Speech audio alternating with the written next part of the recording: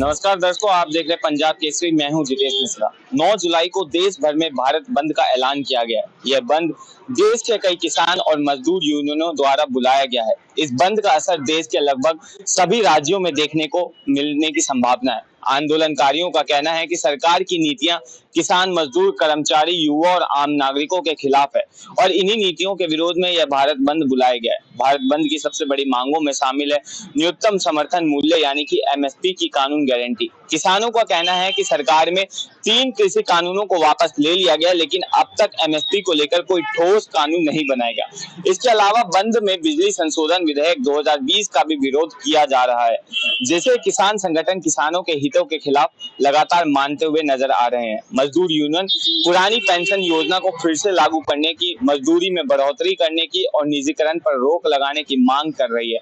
आंदोलनकारियों का कहना है कि सार्वजनिक स्थलों के लगातार निजीकरण से सबसे बड़ी संख्या में नौकरियों पर संकट खड़ा हो गया है और कर्मचारी असुरक्षित महसूस कर रहे हैं। शिक्षकों, स्वास्थ्य कर्मी और अन्य राज्यों में कर्मचारियों को भी कई मांगे हैं जो इसे बंद में शामिल की गई है।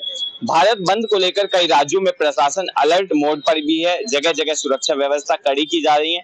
कई इलाके ऐसे भी हैं जहां धारा 144 लागू कर दी गई है ताकि कोई अप्रिय स्थिति ना बने।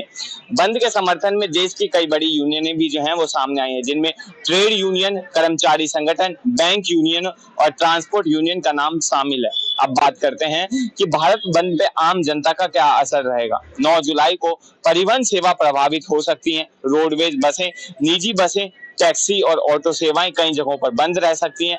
ट्रक यूनियन ने भी बंद में शामिल होने की बात कही है, जिससे माल की कहीं आवाजाही, आवश्यक वस्तुओं की आपूर्ति पर असर पड़ सकता है। रेलवे के कुछ यूनियन भी जो हैं वो इस बंद का समर्थन कर रहे हैं, जिससे चुनिंदा ट्रेन सेवाएं प्रभावित हो सकती हैं या देरी से चल सकती हैं। स्कूल और कॉलेज को लेकर अलग अलग राज्यों की अलग अलग स्थिति देखने को मिल सकती है। कुछ राज्यों में सरकारी और निजी शिक्षण संस्थान बंद रखने का निर्णय लिया गया है, जबकि कुछ जगहों पर इन्हें खुले रखने की कोशिश की गई है। बाजारों में बंद का मिला जुला असर देखने को जो है मिल सकता है। खास तौर पर मंडी, थोक बाजार, सब्जी बाजार, पेट्रोल पंप जैसी सामान्य दिनों के मुकाबले कम भीड़ हो सकती है। कुछ इलाकों में व्यापारी संगठन ने भी बंद का समर्थन किया है और दुकानों में बंद रखने को निर्णय लिया है। वहीं कुछ क्षेत्र में दुकानें आंशिक रूप से खुली रहेंगी और जिस तरह से लगातार चलती हैं वैसी ही चलती रहेंगी। सरकारी दफ्तरों में भी जो उपस्थिति है कर्मचारियों की, उस पर असर पड़ने की संभावना है। अगर कर्मचारी संगठन बंद में शामिल होते हैं तो कई विभागों में कामकाज धीमा पड़ सकता है। बैंकिंग सेवाओं पर भी असर देखने को मिलेगा, क्योंकि कई बैंक कर्मचारी यूनियन बंद का समर्थन अभी भी कर रहे हैं। इससे बैंक शाखाएं बंद रहेंगी और सीमित स्टाफ के साथ जो है वो बैंक का काम चालू रहेगा। हेल्थ सेक्टर को लेकर कहा गया है कि इमरजेंसी सेवाएं चालू रहेंगी, लेकिन ओपीडी सेवा और अन्य गैर आपातकालीन चिकित्सा सेवा पर बड़ा असर पड़ सकता है भारत बंद का। सरकारी अस्पतालों में डॉक्टर और नर्सिंग स्टाफ की उपस्थिति पर असर होने की आशंका जताई जा रही है। प्रदर्शनकारियों द्वारा कई जगहों पर रेल रोकने, सड़कों को जाम करने और टोल प्लाजा को फ्री करने की योजना भी सामने आई है, जिससे हाईवे और प्रमुख मार्गों पर ट्रैफिक जाम की जो स्थिति है वो बन सकती है। इस बंद का असर शहरों से लेकर गांव तक देखा जा सकता है, क्योंकि इसमें किसान के साथ साथ खेती दिहाड़ी मजदूर, रिटायर्ड कर्मचारी और छात्र, व्यापारी वर्ग भी जो है वो शामिल रहेंगे। देश की राजधानी दिल्ली, उत्तर प्रदेश, पंजाब, हरियाणा, राजस्थान, बिहार, महाराष्ट्र, पश्चिम बंगाल, मध्य प्रदेश, छत्तीसगढ़ और कर्नाटक जैसे राज्यों में बंद का व्यापक असर पड़ने की संभावना है। यह भारत बंद पूरी तरह से शांतिपूर्ण ढंग से आयोजित करने की बात की गई है, लेकिन स्थानीय स्तर पर पुलिस और प्रशासन किसी भी स्थिति से निपटने के लिए मुस्तैद है। इस भारत बंद को समर्थन मिला है देश की बड़ी यूनियन, किसान संगठन, स्टूडेंट यूनियन और कुछ राजनीतिक दलों का भी। कई राज्यों में ट्रांसपोर्ट यूनियन ने भी हड़ताल में शामिल होने का ऐलान किया है।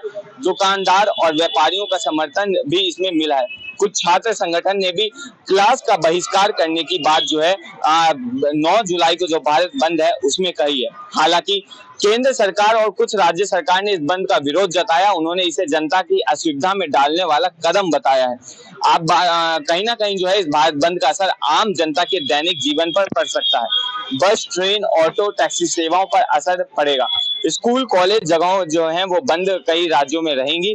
बाजार और दुकानें कुछ राज्यों में आंशिक रूप से बंद रहेंगी, वहीं कुछ राज्यों में रोज की तरह वो चलती रहेंगी। हाईवे टोल प्लाजा पर प्रदर्शन की आशंका है, जिससे ट्रैफिक जाम हो सकता है।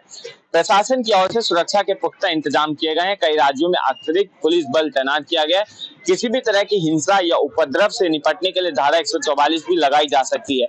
सरकार की तरफ से अब तक कोई आधिकारिक बयान तो नहीं आया इस पर, लेकिन सूत्रों के हवाले से खबर है कि कृषि मंत्रालय और श्रम मंत्रालय की बातचीत की कोशिश जो है वो लगातार सभी यूनियन से चल रही है। विशेषज्ञों का मानना यह भी है कि अगर बंद को व्यापक समर्थन मिला और यह शांतिपूर्वक रहा तो सरकार पर एमएसपी को लेकर तमाम मुद्दों पर लेकर दबाव बढ़ सकता है। बहरहाल इस पर आपका क्या कहना है कमेंट में लिखिए और ऐसी तमाम अपडेट्स के लिए देखते रहिए पंजाबकेसरी.com दिल्ली। धन्यवाद।